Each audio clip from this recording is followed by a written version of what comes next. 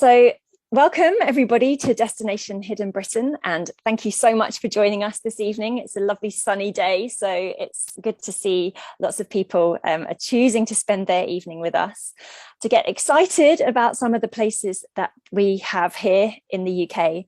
Now at Flight Free UK, we talk obviously a lot about flight free travel, and sometimes we overlook the places that are on our doorstep. So we're going to address that balance this evening, and we're going to make sure that we are highlighting those wonderful places that we have here in the UK. So let's just introduce our speakers. So I'm really pleased to have a stellar lineup of 4 speakers. We've got Jack Thurston, Helen Littlejohn, Quintin Lake and Hannah Engelkamp, who will be sharing their knowledge and passion for the UK. Now, a little bit about each of our speakers. So Jack is a cyclist. I think you call yourself an unserious cyclist, don't you, Jack? And a wild camper and an explorer and a map enthusiast and author. So your books entitled Lost Lanes are fantastic showcases of the kind of old routes and the forgotten routes maybe that we have here in the UK. So I'm really excited to hear some of those that you're going to be sharing with us later. So thank you for being here, Jack. And would you like to just say hello to the audience so we know who you are? Hi, everybody. Very nice to see you. And then you're joining from I'm here from Abergavenny, beautiful sunny Abergavenny, where the sun always shines like it is tonight. I've got a glass of wine, so cheers. Hurrah, cheers. And yeah, if you are interested in following Jack on Twitter, it's at Jack Thurston. Helen is our next panelist. Helen, I don't have your Twitter. I don't think you're on Twitter, so I'm sorry for that blank space there. But Helen is also an explorer and UK travel enthusiast, and you have a project called Eve Expeditions, don't you, Helen? That is all about it's all about local eco travel. So do you want to say a quick hello to the audience for us? Yeah, hello everybody. Yeah, I'm calling from sunny Hampshire. Yeah, I've done lots of travels originally abroad. Used to lead adventure holidays around the world, and now more in the UK. So I've been cycling. I cycled halfway across Wales last summer on my own. I've got 2 teenagers. So yeah, I do lots of cycling, lots of canoeing adventures, and stayed in lots of different types of places around the UK. Fantastic. Okay, next up, Quintin. So Quintin Lake, so you can see there Quintin's Twitter handle at Quintin Lake. And so I came across Quintin maybe 8 or so years ago, because one of my past adventures had been cycling around the coast of Britain. And Quintin walked the entire coast of Britain in stages, not in one go. And taking photographs on the way, didn't you, Quintin? So do you want to say hi to the audience? Hi, everyone. Yeah, I'm a photographer. I'm here in the Cotswolds in Cheltenham. And yeah, for 5 years, I walked around the coast of Britain. And currently, I'm working my way through the long distance trails. So in Britain, I've got one more to do this summer. Fantastic. Okay, and finally, Hannah. So another coastal connection, Hannah, because we met maybe 8 years ago as well, after you had walked around Wales with a donkey. Would you like to tell us a little bit about that and say hi to the audience? Hello, hi everybody. Thank you very much for having me. Yes, it's 10 years this week that we set off, the donkey and I, to walk around Wales, which is, if you do the coast path and Offa's Dyke, it's 1,049 miles. With a donkey you can't do the coast path or Offa's Dyke, it turns out, of course, because they can't get over stiles. So I don't know quite what distance we actually did, and we had to make it all up as we went along, but it turned out, of course, that was the that was the main benefit, I think, of it. Well, one of several main benefits of having a donkey along. We couldn't be too planned. We had to make things up each day depending on our energy levels, etc., etc. Yes, and so I've been before that, and since then I've been a kind of a travel writer and journalist, and these days I work for an organisation called Slow Ways as well, which I'm hoping to bend everybody's ears about later on in the session. Yeah, we can talk about that later. Thanks so much, Hannah. I think walking with a donkey is probably the definition of surprising and unusual, so you're very well placed to be here this evening.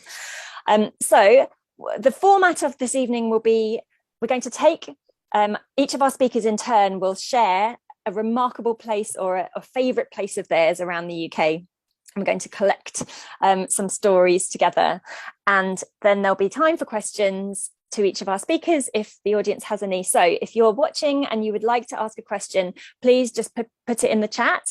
Mark from our team, who said hello at the very beginning, he will be monitoring the chat and he will be making a note of those questions, and then we'll be putting those to our panelists.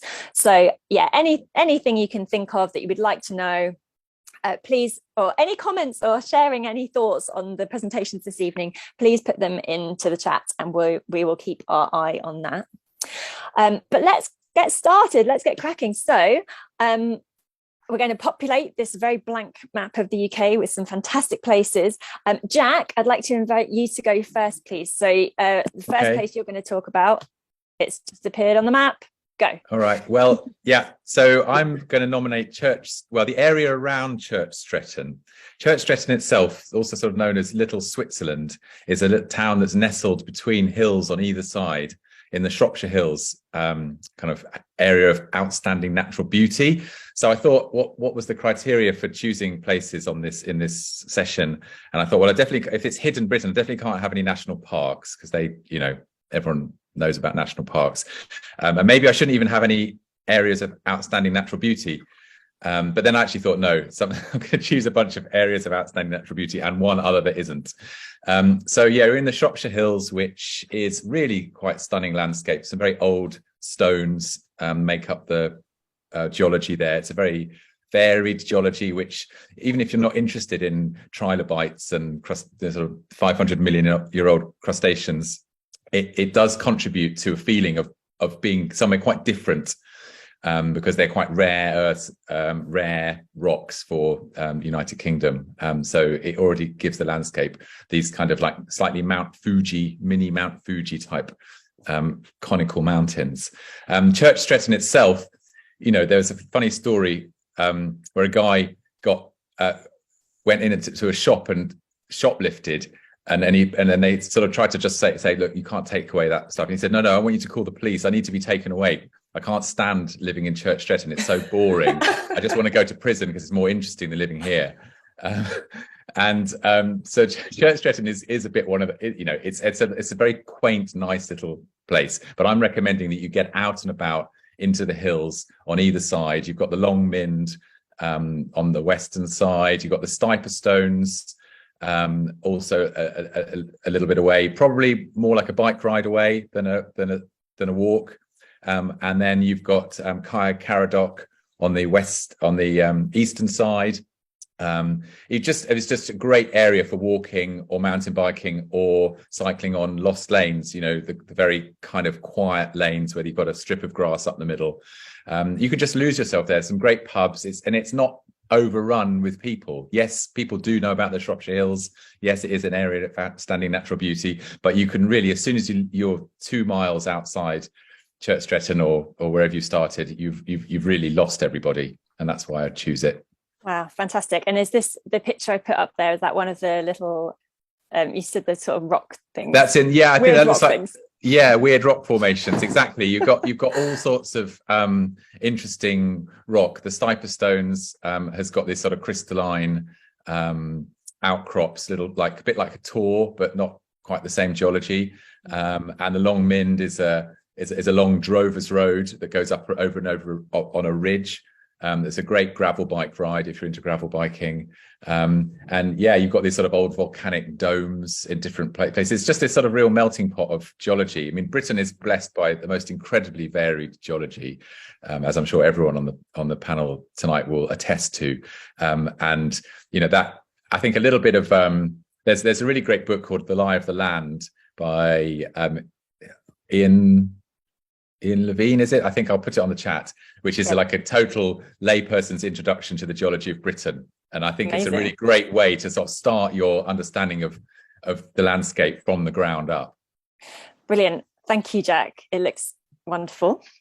Let's move on to Helen. So we're going to move down south a little bit to a river. Would you like to talk to us about that, about the River Dart, which I love? Helen, go ahead. Yeah, so the River Dart, it's amazing. If you've never been down there, it's just one of the most beautiful places in the world. And I've been going down there since I was a child, sort of 1970s and 80s. So it's exterior AONB, and most people go on the coast like Torbay, Dartmouth, and Torquay. But if you go further up inland, sort of tucked away into the upper reaches, just below Totnes, and all the way down to the Dartmouth, you get actually real quiet, very quiet spaces. So the Dart, it's actually a flooded river delta. So you've got all of these steep banks that come right down to the edge of the river. All ancient, like oak woodland, and actual dart, D-A-R, dart means in Celtic, it's the word for oak. So it's the dart mouth is, the mouth of the Dart. So one of the most beautiful places is a place called Bow Creek. So it's just south of Totnes, and there's a couple of pubs right at the very top that you can only get to by high tide. So I was down there a couple of weekends ago, so about 2.5 hours just each side of high water. So you can be out on this beautiful deck by the pub, and by the beautiful creeks as well. So to explore the Dart, you can either go from Totnes, which you can get to by train, and from there you can hire canoes, which is what we do. You can hire canoes from there as a guided trip or a self-guided trip as well, or you can take the boat right down to Dartmouth, where there's loads of things. You go right out to the castle at Dartmouth as well. So yeah, the couple of pubs, the Maltsters and the Waterman's Arms. And then places to stay. So there is at Sharpham Estate, which is like an old Georgian house. It's a place that there's a retreat, there's a farm shop, they do loads of their own cheeses as well. But they've got this beautiful field where you can only get to by boat, which has got a tap and a compost toilet. So if you're into wild camping, that is the place to stay. And that's where I went down a couple of weekends ago. Beautiful weather. We had amazing fire down there as well. So again, I've been down there for years and years, canoed like back in the 80s, and again been down at that part of the world for a long time. And there's other places, Stoke Gabriel, there's lots of campsites on the other side where you can go crabbing. That sounds wonderful, Helen. It's great. Lots of ice creams, of course. Yeah, ice creams as well. The only being able to get there by boat, that's fantastic. That's what we like. So definitely a hidden part of the Dart River. Amazing, wonderful. Okay, thank you so much. Love a good river. Okay, so next we are going to slope up into Scotland. Over to you, Quintin. Would you like to tell us about the North? Yeah, so my favourite place, I would say, and certainly in Britain, is the Knoydart Peninsula, which is also only accessible by boat or on foot. So you can get there by taking a train to Mallaig, and then there's a boat across to Inverary, and there's one little village and no roads around it. And the whole thing is hugely steep with large mountains. The biggest in the middle of the peninsula is Blavan. It's 1,010 meters, and there's a couple of farms around it. And when I reached it on day 273 on my walk around the coast, and it's too steep to walk around the coast. You have to follow the ridge lines.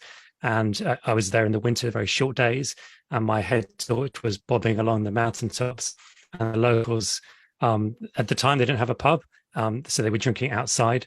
And they saw my head torch. And the next morning, I went into the cafe and said they saw my head torch, but then they were a bit worried. But after a while, they got bored and went to bed. And that was my welcome to Inverary. And amazing people. And it was raining all the time, and the farmers invited me into their kitchens, and a towel was put under my seat with all the wet off my jacket, and they said, oh, it's normal, it's a working kitchen.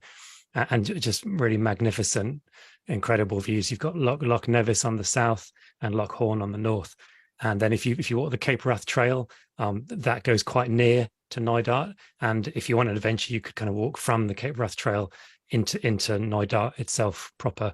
So yeah, definitely my top pick. Thank you. Wonderful. Well, we'll be coming back to Scotland with you in a moment. But Hannah, would you like to take us to Wales? Penrhyd Falls, please. Ooh. There we go.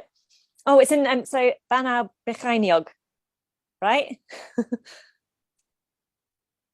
Oh, Hannah, have we got you? Hello, You're yes. muted. There you go. Hi. I muted myself. Yes, Okay. well done. Top marks for Banner Bracheniog. Thanks. I'm sure my dad will be proud. I think he's on the call. So for anybody who wasn't pinned to the news a couple of weeks ago, Banner Bracheniog is the Welsh, maybe the original name for the Brecon Beacons, who have recently rebranded themselves, not the beacons, the whole of the beacons as a geographical entity, but the national park is now going by only its Welsh name, Banau Brycheiniog, following suit to Eryri, which is Snowdonia. I know very little about Banau Brycheiniog because, as you will probably know, it's not on the coast. So I know the coast of Wales a lot better than I know the middle of Wales. I'm only just starting to make any kind of foray. Oh, I'm so glad you've got a picture. Fantastic. So I've also only been to Henreid Falls once, and that was last week. So this is a little bit more of a kind of personal story rather than a Wikipedia entry. The reason is that 3 weeks ago, my mum was diagnosed with cancer of the esophagus. And this has been a very full-on emotional 3 weeks, as you can probably imagine. I'm sure lots and lots of people on this call will have had similar experience of the kind of sideways blow that is to a whole family. Because of the makeup of Wales, there's lots of sort of services are spread over an enormous medical services over a huge geographical area. And so it looks like we're going to be having to go down to Swansea an awful lot. And our first trip was last week when I took her down to have a scan. And she's just exactly the same as me and is my inspiration, my kind of adventure inspiration. And so almost as soon as we had the date and had the place for this scan, the first thing she said pretty much was, we'll go to Henreid, of course, on the way back. And so we did. So she went, she also was radioactive because the scan was, so it was one where you're actually injected with radioactive fluid. So she thought, well, I don't want to go back in the car for 2 hours and be radioactive. So I'll go and take my radioactivity out on Henreid Falls. So it's a place I don't know very well at all, apart from this one journey. But I think sometimes an outdoor location can just present itself to you at the time that you need it in your life. And for me, this was one of those times. There's a National Trust car park that you park in. It's not that far. It's on the south west corner of Banau Brycheiniog, so it's not very far from Swansea, and the closest town or village is Ystrad. And you park in the National Trust car park, and then it's probably only a 10 or 20 minute walk from there through really beautiful lush woodland up this narrow river. And then you get to this river, this waterfall that you can see above here, and it's about the same amount of water in this picture as it was when we got there last week. But in winter, thank you, Eve, who's just sent best wishes to my mum. I'll pass that on. In winter, I'm told by mum, who's been here before, that the water comes down in absolute torrents, and you can walk. What you can't quite see from this picture is that just over those sticks and stones, there's more of a pool. And I went for a swim in my underwear because I was unprepared, but I'm prepared enough that my underwear is always black so that I'm always ready to go for a swim. And I always look a little bit, just enough like it's a bikini, which is my top adventuring tip for sure. If you go up round the side to the left, you can get behind the waterfall at that point, which is really totally stunning and fantastic. And it was making rainbows in the bright sun.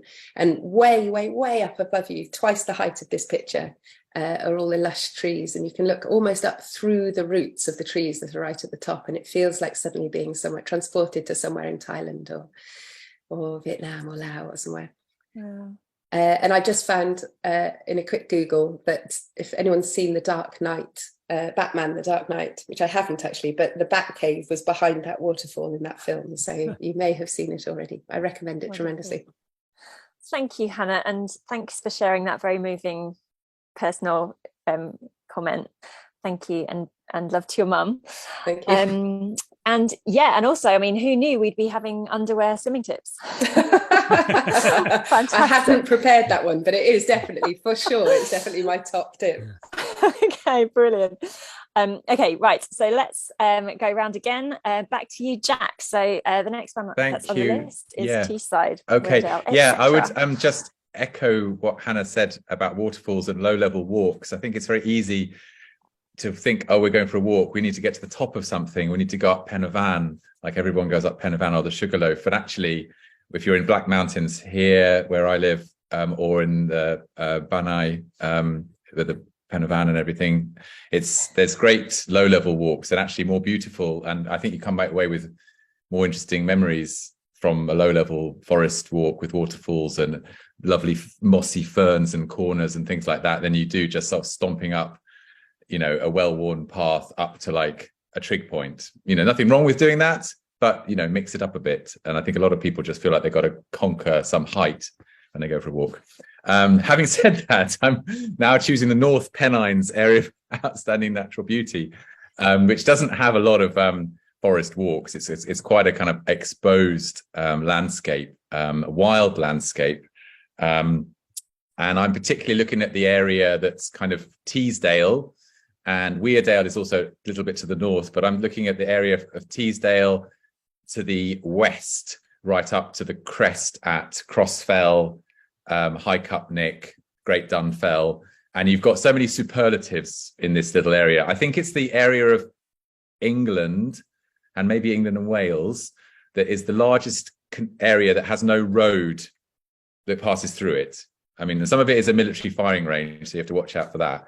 But you basically, if you want kind of like the idea of getting away from it all, which means getting away from cars, in my book, then this chunk of land, you can go for miles and miles and miles and miles without meeting a road. There are tracks, there are footpaths, there's an old corpse road where they used to carry the coffins to the church when people died over this crazy route. And there's all sorts of interesting stuff, lead mining remnants to look at. But in Teesdale itself, it's just so beautiful, particularly in the kind of wildflower time of year, where you've got spring gentians, so many different. There's a very interesting, again, it comes down to the geology. There's a very interesting geology and ecology there, where you get flowers that you don't see anywhere else. You're at the northern limit of some of the southern species, and you're at the southern limit of some of the northern species. So that's where they meet. So you get a huge amount of diversity. And I think it's a kind of one of the top 5 sort of floral botanical hotspots of the UK, definitely. You've also got ski resorts up there because it's very high. You've got some very high roads. You've got a number of roads that are over 600 meters in elevation, which is quite exciting to cycle over. You have got a bothy. You've got Greg's Hut. It's not, I don't think it's in the Mountain Bothies. Well, maybe it is a Mountain Bothies Association hut, but it's certainly a hut that you can go up if you want to have the bothy experience and you're south of the Scottish border. Obviously, there's a bothy at the end of every lane in Scotland, as we all know, but in England and Wales, they're a little bit further apart, but you can find one there. What else? You've got the highest cyclable or road cycling road. I, as well as doing the Lost Lanes books, I kind of co-present a series of films on GCN Plus, which is a kind of subscription service of global cycling network, where people watch bike races on TV, but they also have a huge load of about 250 documentaries. And I've done a series called Slow Cycling. And the most recent one, I went with ITV's lead cycling commentator, Ned Bolting, in the middle of February around the Yorkshire Dales. And we ended up cycling up Great Dunfell, which is the highest road you can cycle in Britain, up to the radar station up there, and that was quite exciting. So yeah, there's a lot of superlatives, and I think it's a wonderful area to explore, but it's rough and it's tough. So you know, you need to go a little bit prepared, but you will be rewarded for your audacity. Brilliant, rough and tough. That's how we like it, isn't it? In our travels. So let's go a little bit more gentle, I think, now down to Pembrokeshire. So Helen, you're up next. A little corner of Pembrokeshire, I think you want to share with us. Yeah, so going back to Hannah's story about Swansea, I was a student at Swansea University, and one summer I worked at the YHA, Youth Hostel Association, down at Manorbier, and that started my love affair with Pembrokeshire. So again, some very busy parts of Pembrokeshire. Many people know things like around Tenby and St David's, but Manorbier is really tucked away on the south coast. And you've got this massive old castle. I've got a picture actually. I've got that picture. Yes, it's like 11th century. I think it's still lived in. But you can go. So from the hostel, you can walk all around the coastal path to there and then back again. So it's a really tiny little village, but the hostel itself, amazing. Like, you won't find a better place. It's perched. It's an old army camp, and they've converted it into, it looks like a spaceship. When I first got there, I thought, oh my goodness me, I'm in the wrong place. But it's a beautiful place. They've got eco pods. They've got camping. You can book yourself in a room. They've got a great cafe as well. And I was down there back in April because of the puffins out at Skomer Island. So you can stay there, base yourself there, and then there's so much to do in that local area. So there's a big ridge that goes right along across the top of behind Manorbier. So you can look out across all of the different islands from Stockholm to Skomer, Coldy Island as well, which has got a monastery on it. And then you've got the various castles. So Pembrokeshire Castle is, if you've never been to a Welsh castle, that is the one to go to, because they've got this huge map in the centre. There's also another one which is very closer to Manorbier, which is again up a creek. There's a theme here called Carew Castle, and they do like outdoor theatre in the summer. And then the other favourite places I've got is the Welsh Wildlife Centre, that's up the Treffin Marshes, and you can go up there and see kingfishers and otters. And you can hire canoes up there as well. And they've got this huge otter made out of willow right on the top. And then you can go around on the boardwalks and look at all the wildlife. Skomer Island is one of the iconic places to visit in the UK. And again, masses and masses of puffins out there. I went on a boat, thousands of puffins all around the boat. And you can also stay on the island. But you need to book that a long way in advance. And if you want to volunteer, then it opens on the 1st of September. But yeah, go and perhaps stay out there. Coast steering as well. You can go coast steering. Again, canoeing if you want canoeing trips. There's Criselli Quay and Lawrenny Quay, which goes up from Milford Haven and inland. So Milford Haven is the big oil refinery. But if you go inland and under the big bridge that goes over from Pembroke to Haverfordwest, then there's a really quieter area that you can canoe in. But yeah, get down to Swansea by train, and then there's a bus, there's a train down to Manorbier, and then Brilliant. From there you can base yourself. There's lots of coastal buses that go round to pick you up. So yeah, Fantastic. Really special place. Yeah, that's really useful actually, Helen, because I think we forget about buses sometimes, don't we? So yeah, really good tip for connecting things. So that's what I did this time. Yeah. I did a bus. I walked a bit and then did a bus. Yeah, fantastic. Okay, brilliant. Right, let's zoom back up to Scotland. So Quintin, you are going to be talking about the Ardnamurchan Peninsula, which is the westernmost point of mainland Britain. Mainland Britain, correct, yes. Yeah, it looks this map's a bit skew with, so it doesn't quite look right, but yes, that is the most westerly point in mainland Britain. The lowest point on the map is it's just up one sort of peninsula from there, but it's west of Fort William, and it's about 10 by 30 kilometers, and there's one minor road on the south of the peninsula, and there's nothing on the north. So, and then there's the westernmost village is Sanna with this lighthouse here, and I walked on it on day 257 of my walk, and I was trying to get there for New Year's Day. And it was kind of storm, gale force winds, and I had great amount of difficulty finding anywhere flat enough for my tent. And when I was looking, I found this tiny patch of perfect flat grass. And then when I woke up the next morning, it was beautiful blue skies, amazing views to the islands around. And then when I walked through Sanna, the locals were building a fire for New Year's Day. It was getting dark about 3 o'clock. I remember walking around the north, seeing the fire sort of fading in the distance. But the most extraordinary thing about Ardnamurchan is the westernmost point used to have a big volcano there. like many of the Highland islands, it's a 2-kilometer diameter, and you can still see the caldera today. So I didn't do it because I was on my weird mission, but you can walk around the rim of the caldera, and it's very visually noticeable, especially on satellite, and if you were to climb these peaks. So it's really, really extraordinary.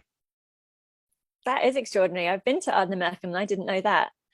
Yeah, no, it's yeah, I think you have to, you only notice it if you go on the north coast, or if you on the satellite picture, it's very noticeable. If you kind of Google volcano Ardnamurchan, if it's at the right angle with the sun at the right angle, you can really see the ring of the volcano. Wow, incredible. Yeah, I love all these kind of wild Scottish peninsulas, and especially, as you say, if there's just a single road out and back. And there is in a way out to this lighthouse. Yeah, that's it. In a way, all the peninsulas are amazing, aren't they? Because they are. People kind of bypass them a bit, so they're all wilder. They are, and in fact, Hannah is going to share another peninsula with us, the Llyn in North Wales. So do you want to talk about specifically Bardsey Island? Over to you, Hannah. Yeah, I'm heading right off the end of the peninsula to the very end of the land and then further. Bardsey Island. A little picture here. Yeah. It's tiny. Oh, there it is. Yeah. So that's Enlli in Welsh, which is the island in the current. And it is, I think it's a mile by half a mile only. It's very small.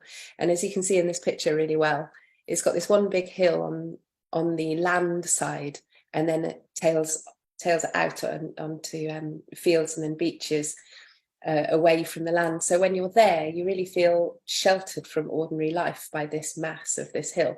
It's still a titchy hill, you know. It's really fun to kind of stride right up there. You don't quite get the sense of this, of just how precipitous that seaside, you can't walk on that side of the hill at all. It's really, really steep. So while you're there, you really are away from ordinary life. And looking out at the hill behind you, you look out sort of directly out to Ireland and to the west and to the sunset, and Bardsey sunsets are just, absolutely fantastic. And the island is known as the island of 20,000 saints, and this is because it's been the end of a kind of pilgrimage route that went along the north coast of Wales and down the Llyn Peninsula for a very long time. And it was taken on, the 20,000 saints came from its kind of Victorian era, although its historic significance and kind of Celtic saints are much, much, much older than that. But the Victorians did like to ham up their destinations.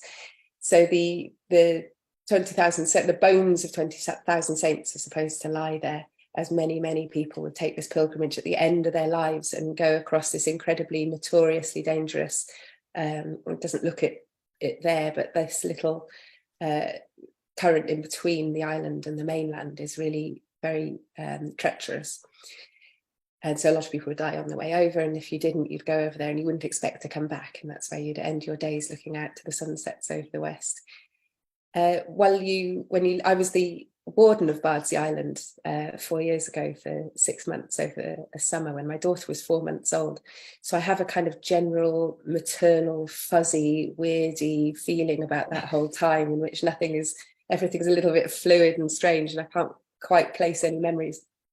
And the island really does make sort of exacerbates, or what's the opposite? What's the good version of exacerbates? It makes that exaggerates, maybe. Exaggerates, it heightens it, exactly. Yes, yeah.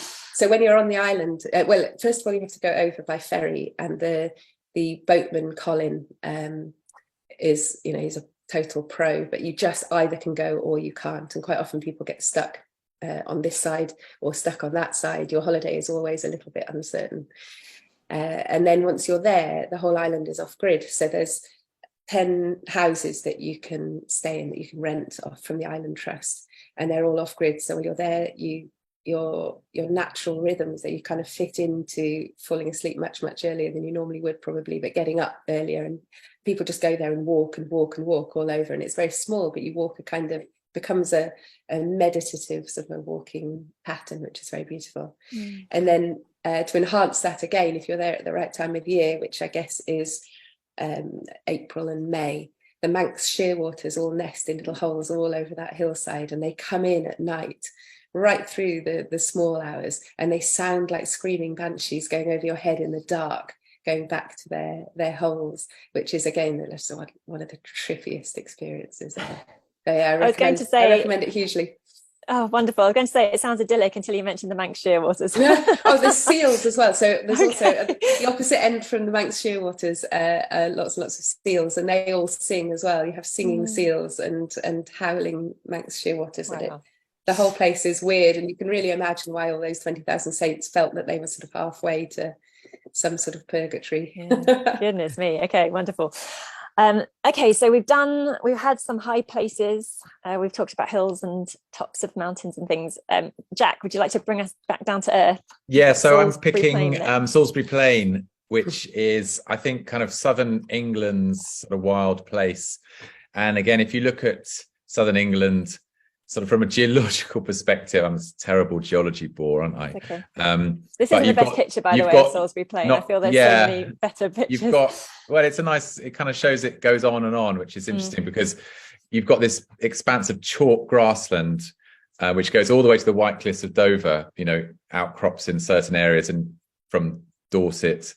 But then it all sort of comes together at Salisbury Plain. And when I was researching my book Lost Lanes West, which is about the West Country and included Wiltshire, when I was in that area and just the surrounding areas, and even when I've just been cycling myself for sort of leisure purposes in southern England, I just feel like this magnet just drawing me to Salisbury Plain. And it may be because we all know about Stonehenge and Stonehenge is up there, and Avebury stone circles, and you've got this megalithic stuff and long barrows and things like that. But there is something just about the way that the chalk, these sort of whale-backed hills just rise out of the farmland, and you just feel like you're just drawn upwards on the bicycle. You just want to rise up them and then down the other side. It's a very rewarding cycling country because it's not too steep, and you kind of almost get every bit of energy that you put in on the way up back on the way down, because it's not, you don't have to like hang on to the brakes when you're going down the other side. It's a nice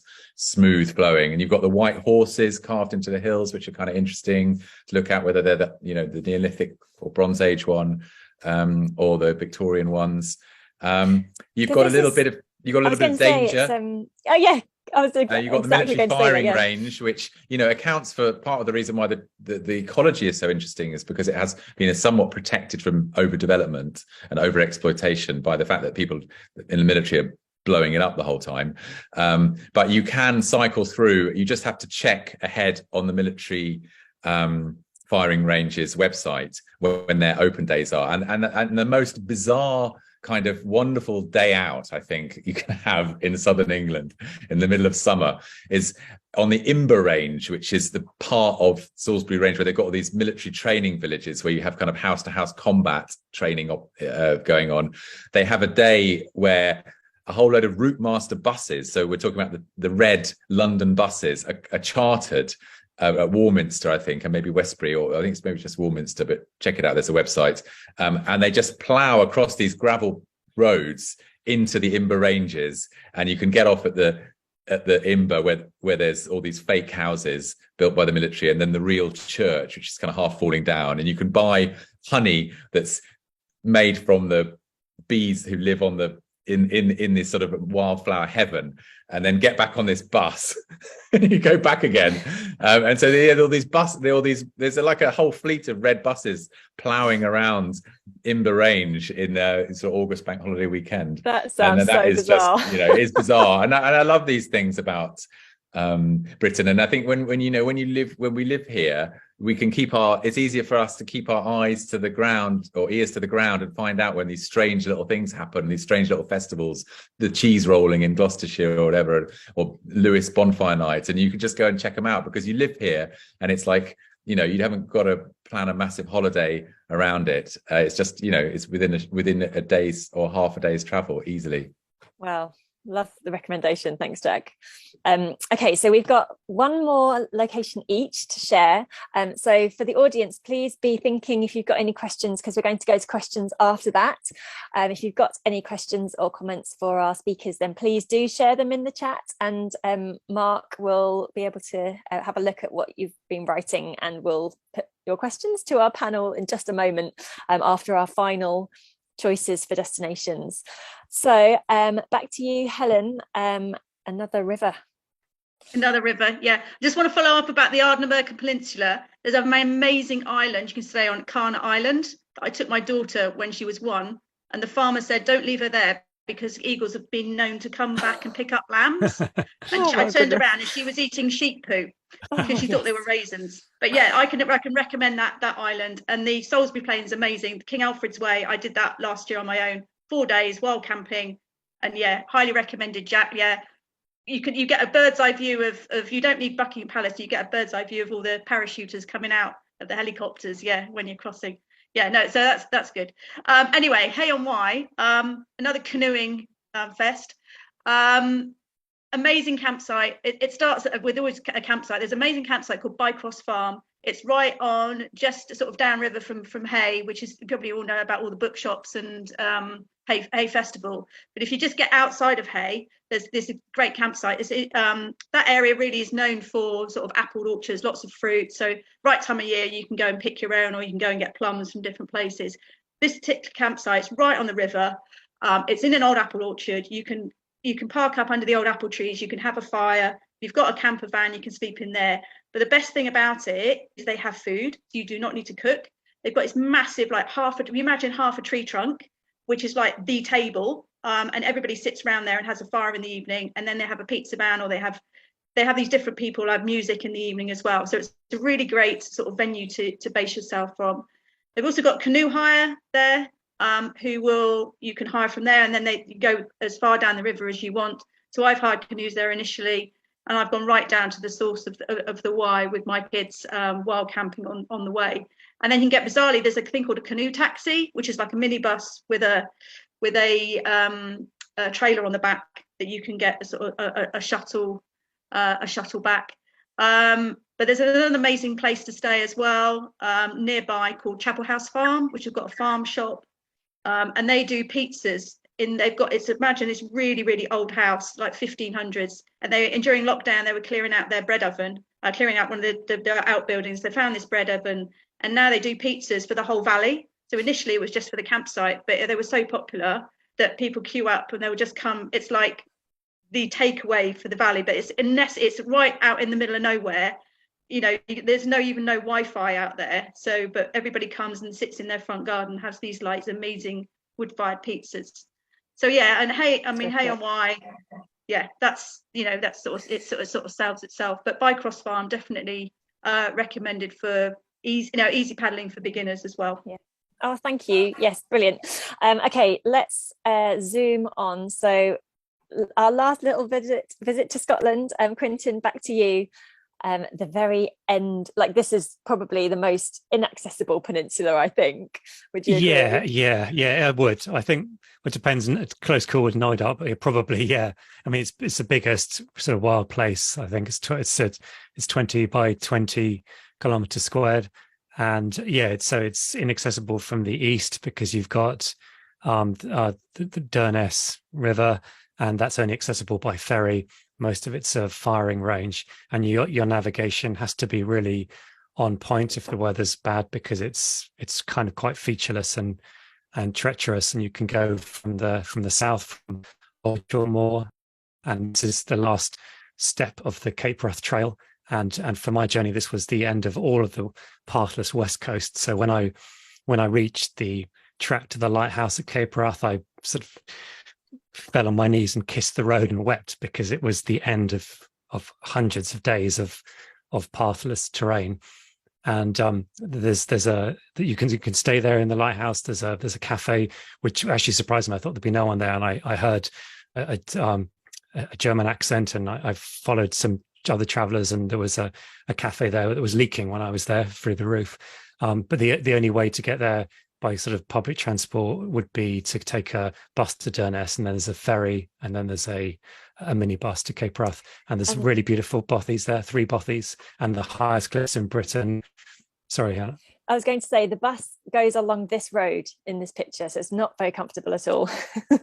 No, and it's another firing range, so military, you have to, but the military looks after the bothies really well there. The Curvaig is one of my favourites. It's kind of quite palatial, but there's a couple of others, so you could have quite an adventure for cheap around there, going from bothy to bothy. Wonderful, thank you. Thanks so much, Quintin. Some really wild places out in the top west of Scotland. Okay, Hannah, back to you for Mauddach. Is that how you say it? It is, yeah, spot on. So the Mauddach estuary is the estuary in just exactly where your little thing is, a little pin. So it's in the very southern edge of Snowdonia, in Gwynedd. And it runs from, so the section that I'm thinking of goes from Dolgellau in the east upriver to Barmouth in the on the beach. The picture I've got is Barmouth, the Barmouth Bridge. So yeah, the fantastic Barmouth Bridge. Yeah, so this is the bridge from the north side of the estuary, and it's a railway bridge with a footpath alongside it, and we walked over this with the donkey after about 3 weeks of walking, maybe less than that, maybe 2 weeks of walking, and we were all very green at that point, very new to each other, but he aced it, which was very impressive. And only a couple of weeks ago, we went back, actually in the end of the Easter holidays, I went back and tried out riding the Mauddach Trail, which goes from Barmouth to Dolgellau, which is 9 miles long, very flat. It's a disused railway line. And I tried it out as a first attempt at human-powered touring with 2 children. It worked fantastically. We went from Aberystwyth up to Barmouth on the train, stayed a night in Barmouth with all the glories of a sort of fantastic tacky seaside town, which the kids loved, and then cycled up to Dolgellau, stayed a night up there, and then cycled back the next day. That area, I've known it so many times with different hats on, so this was the first time at trying to take the children for an overnight tour, and that was great. My little boy was so totally delighted with himself for doing 19 miles over the 2 days. But on the north side, it's the beginning of the Rhinnog, so you can walk straight up out of Barmouth, up some really steep steps that wind between people's houses, and immediately be really high up on the edge of the Panorama Walk, which goes all along the north side of the estuary and is absolutely fantastic, stunning scenery. If you go north into the Rhinnogs, it becomes really very quickly some of the most kind of sauvage, rough landscape in Britain, probably. And me and my mum walked that on her birthday last year, bivvying up in the high mountains. And then if you get along to Dolgellau, which is a slate mining town, and very attractive, kind of has that old grandeur, but also it's just at the foot of Cadridris, which is just one of my most favourite mountains ever. And looking out over that, even though with the children I couldn't climb it, I felt a kind of, friendly presence of this great mountain that was, no, it's not going anywhere. It'll be there when the kids are big enough that I can go and do proper adventures again before long, or sneak out with my mum again. Yeah, Cada's there waiting for me. Brilliant. Oh, thank you, Hannah. I feel that you've given us a really lovely little tour of Wales there. So thanks so much. And finally, Jack, back to you. Yeah, I'm sorry for sneaking in with a fourth choice, but I feel like someone has to fly the flag for Eastern England. Exactly. We're very kind of Wales heavy at the moment. I know. We're just west, aren't we? So much in the east. That's so wonderful. So I'm picking a kind of the 2 areas which are not actually areas of outstanding natural beauty either, I don't think. And they're either side, to the north and south of the town of Melton Mowbray in Leicestershire. And to the north, you've got the Vale of Belvoir, which is very flat and has got some canals and some great tracks for cycling along and some quiet lanes. And it's where they make Stilton cheese. And so if you want to just pick up some Stilton from the, which is the, the best British cheese, I would say. Controversial view at the end of the thing, but yeah, no, I think people from Somerset might have a question that, but I think Stilton's pretty damn fine cheese. And then to the south, you've got very contrasting landscape, which I call High Leicestershire. I don't think it's really got a kind of a name, and that's what almost makes it amazing. It's just this very rolling countryside that is characterized, if you're on a bike, by some very extremely quiet lanes and good bridleways that you can ride. But one of the reasons why the lanes are so quiet is because so many of them have got gates across the lanes, like farm gates. So you have to, so if someone's in a car, they've got to kind of stop the car, open the gate, drive through, stop the car, get out, close the gate, carry on. So they don't bother. So you really, on a bicycle, you've got it to yourself. I'm not quite sure why they've got so many of these gated lanes and why they've got so many bridleways in this part of Leicestershire. I don't know if there's something to do with the connection that Leicestershire has with fox hunting, which maybe we should just leave to one side, but there it is. It's very hilly.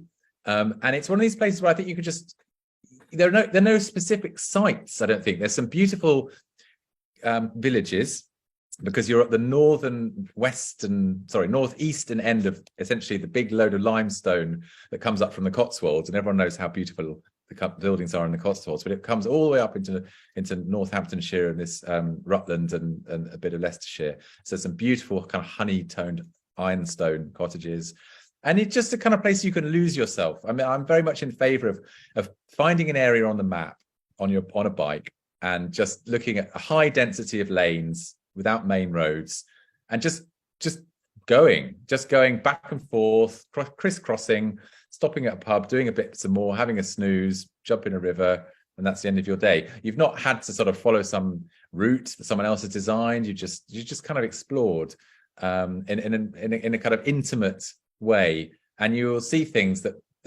aren't in any tourist guidebooks, but you'll have found them for yourself, and they will be all the more rewarding for having done that.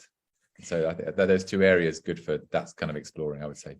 Yeah, that's a really lovely way to conclude, actually. I think that's exactly the ethos of this whole event. How can we find those places? And it doesn't have to be kind of shiny and polished and the places that you might find in those guidebooks. So thank you for that, Jack. I did have a picture of that, but I don't know how accurate that one is. If only I'd had a picture of those gates across the roads, that would have been better. See if I can find one. Okay. Anyway, so yes, just to kind of highlight everybody's work. For all of our speakers, Jack, we already mentioned your Lost Lanes books, and you've referenced them a couple of times.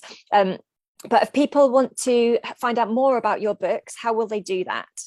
Well, they can look at them. You can take them out from the library. Or you can. There are 4 now, are they? Just there's 5 areas. There's there are 5 now. So yeah, there's Central England is the most recent one, which I'm quite proud of, because I think it does. Of all of them, Central England is so often the bit that you go through to get to the west or to the north, and actually, it's got some brilliant and really fascinating places to see and experience. And I think walking is great, but cycling is even better for covering a good stretch of the land in a day on lanes, and whether we might not have like a wilderness to cross on foot. And yeah, Central England is the most recent Lost Lanes, but I cover all of England and Wales now. And I'm actually working on Scotland, so I was all ears for Quintin's recommendations, and I'm heading up there I think next week for 3 weeks research trip for the White Knights. So yeah, nice. There's check those out.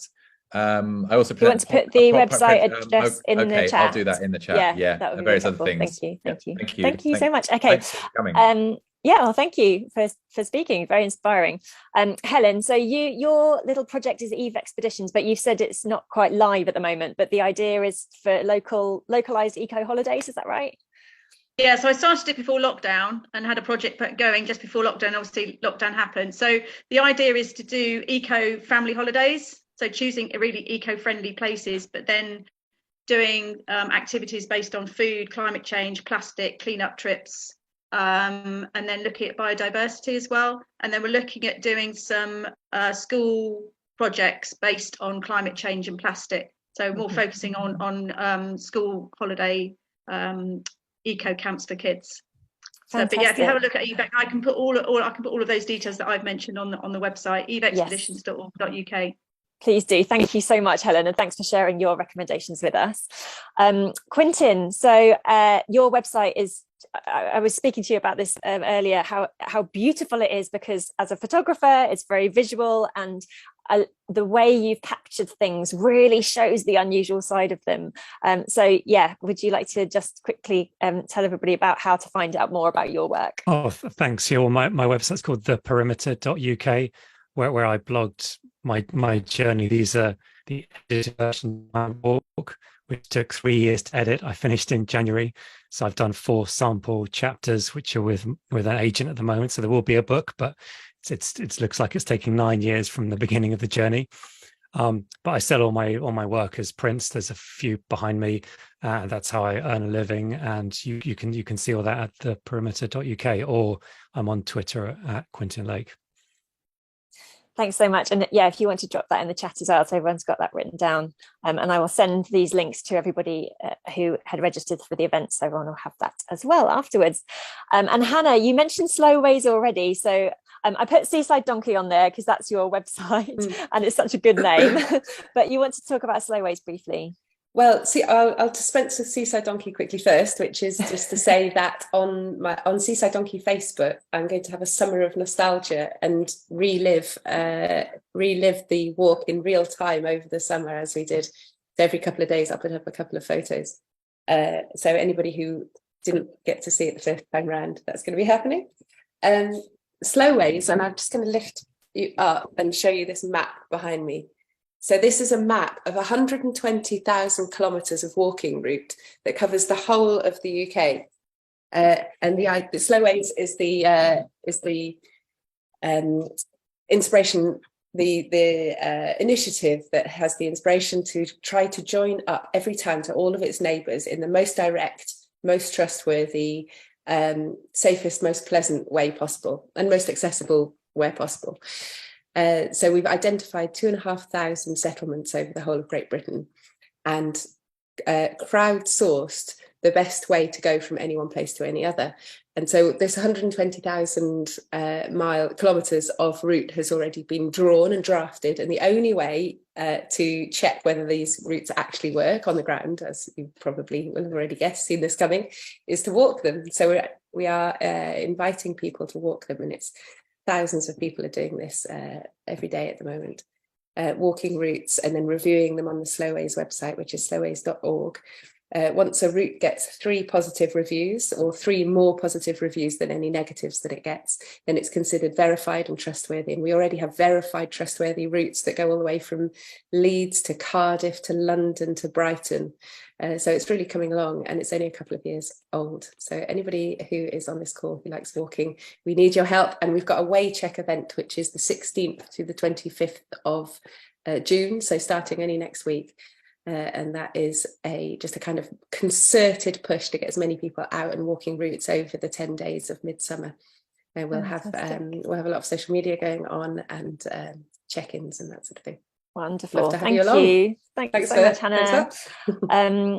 Yes, please do put the links and I'll share them with everybody. So we have just over 10 minutes left, and we're going to so if anybody has questions now, we can just have a couple of quick questions. That we haven't got time for loads of questions, but yeah, Mark, have we had some nice contributions that we want to share? There's been the one about bothies. What are bothies? But that was answered comprehensively by everyone. We had someone at the beginning saying they'd be really interested in canoeing adventures. Oh, here we go. Here we've got, what would be your top recommendation for a single female to book a holiday this August? Non-driver, non-cyclist, happy with walking and trains, buses, ferries. And that's Rachel Marks. Should we have everybody answer that question just with a couple of words? Because it sounds like there will be so many places that fit that criteria. Quintin, what about you? I'd say West Highland Way. You could go to Glasgow to Fort William, beautiful trail, good infrastructure, and it's really friendly, lots of people around. So that would be my top choice. Jack? I would suggest a sort of train-based walking holiday following the Golden Triangle, the Yorkshire Dales Lake District rail route, and I think you can buy a rover ticket or just do it in legs, and you just go move on, check it out, see a new different place, and it's the most spectacular train journey you can do, I think, in Britain. Maybe there's something nice in Scotland, but it is amazing, and there's great walking and lovely towns, and kind of just fun as a sense of moving on, not feeling like you're just kind of trudging along for 7 days. Just hopping on a train, do a bit of walking, hop on another train. Brilliant. Helen? Either Pembrokeshire coastal path, or what about going across coast to coast across Devon? So you can go from North Coast. There's the Two Moors Way, so right across Exmoor and Dartmoor, and then ending up in South Dartmoor, and then get a train back. So you could do train out across Dartmoor and then train back. Great. And Hannah, let's guess it's in Wales. Well, no, I was going to say, if it was me, I think I would be really sorely tempted to go island hopping aroad the Hebrides. I think that would be a really fun, fantastic thing to do, and just, kind of, the ferries are so lovely, and you meet people on ferries every time, and you'd probably end up having a conversation on each ferry with somebody who would then put you up and then send you along to their relative on the next island. And I reckon, you could even probably swim you can make it a kind of mellow summer triathlon, I reckon. Cycle some bits. I know you say you don't cycle, but you could give it a go. Hire a bike, cycle an island, walk an island, run an island, swim across between 2 islands, and I think it'd be lovely. It'd be lovely just to be fancy free. Brilliant. Okay, definitely time for at least one more question, Mark, maybe 2. There haven't been any. Okay. We've got lots of people just commenting on. There was Jack Thurston's talked about the Golden Triangle train adventure. Oh yeah, just mentioned that one. Here. Yeah, I just mentioned that here. Yeah. And then we've got lots of thanks from Rachel for all the information. Well, there's a question here about, do you worry about sharing beautiful places with too many people in case they become spoiled? What a great question, and really appropriate to this event, I think, because we've been highlighting those lesser known places. Go on, Jack, what do you think? I think no, I don't worry, because there's not many people who ride bikes in this country, so I'm only potentially sharing with 5% of the population. No, I think as long as you tread lightly, and I think if you're going on foot, public transport or bike, I think it's very hard to do much harm. I think all the harm that is done to the countryside is done by cars and people in cars. Yeah, I agree. I mean, if there's problems like, for example, in Scotland with Loch Lomond, but again, as you say, that's all car travel. I think people that walk and cycle are good people, and you only kind of love what you know, don't you? So I think it's good that more people see these beautiful places. Yeah, absolutely.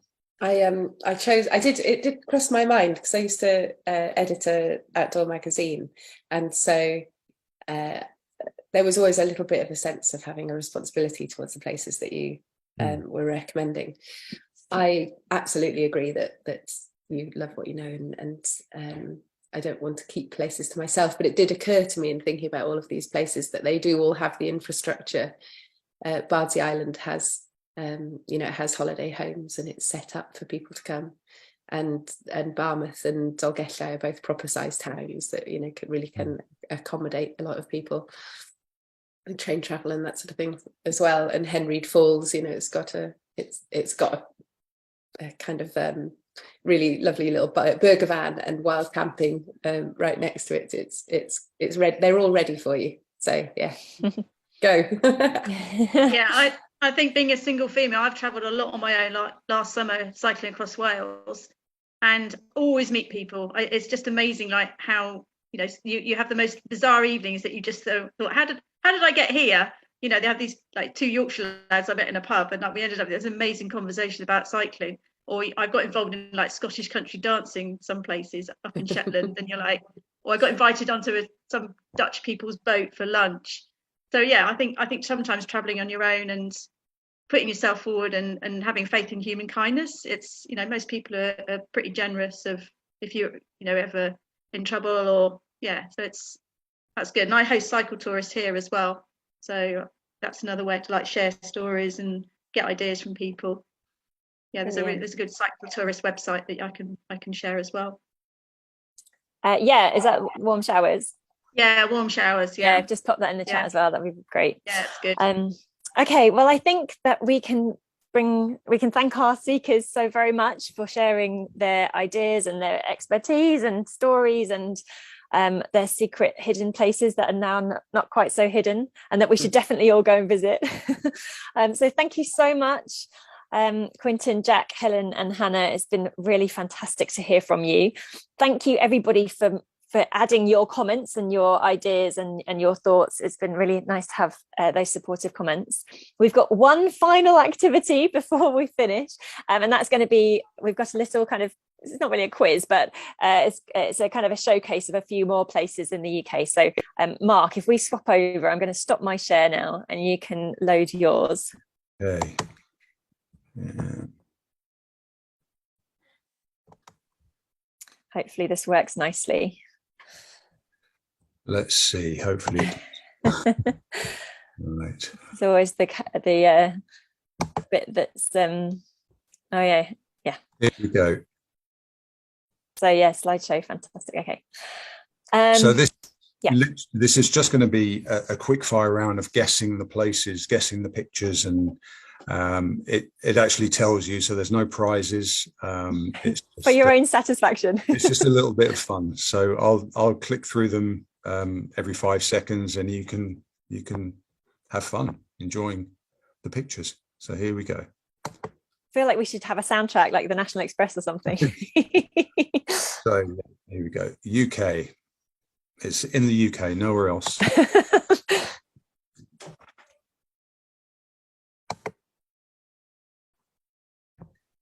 So it gives you the general area. And there we go. That's where we are. That's where the picture was from. Mm-hmm. So the next 3. Oh. Is that Port Merion? That's Port Merion. Yeah, well guessed. Yeah. Very good. Yeah. I think that was a very famous one.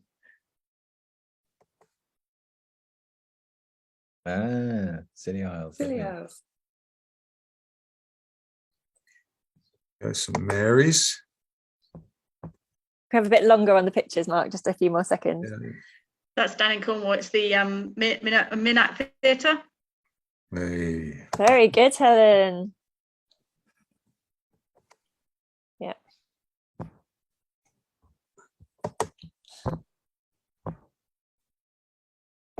Oh, that's Carnarvon, isn't it? Yeah. Well guessed. Very iconic. Somewhere I lived for a while. Not in the castle, mind.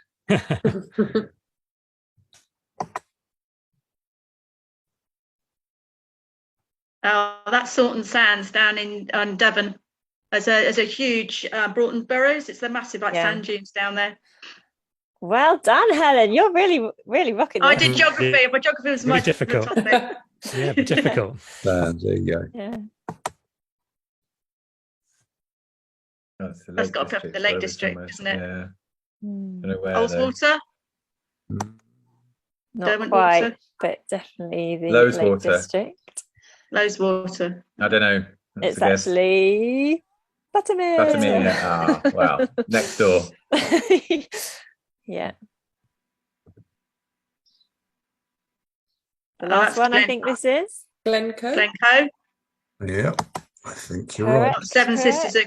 You've got The Three Sisters, yeah. 3 sisters. Okay. Glencoe. There we go. Fantastic. So I hope you enjoyed that. Thanks for putting that together, Mark. Enjoyed the presentation. Yeah, so that is the end of our event. So thank you everybody so much for coming. It's we run events every 2 or 3 months. We do as many travel inspiration events as we can. And some of our events are about the climate impact of aviation, because that forms a lot of our work. So please do sign up to our events mailing list. And you can do that via Eventbrite. So you'll have all that information on the Eventbrite emails that you've been being sent. Or you can just email us, which is info@flightfree.co.uk, if you have any comments or questions or anything you want to share after this event. These events are free to attend, but of course we're a charity, and our work, we rely on our supporters to continue our work. So if you do feel inspired to make a donation, that would be very generous and very kind. You can do that via our website. So on our website, there's a donate button, and it takes you to our donation hosting site. So thanks again for coming, and we hope that you've been really inspired by some of the incredible places we have in the UK. The idea is just to showcase we can have genuine travel experiences here without really going very far at all. And it's kind of how you look at things rather than where you go. So thanks one more time to Quintin, Jack, Helen and Hannah for sharing their particular recommendations with us. And thank you all for coming, and we will see you next time. Thank you. Bye.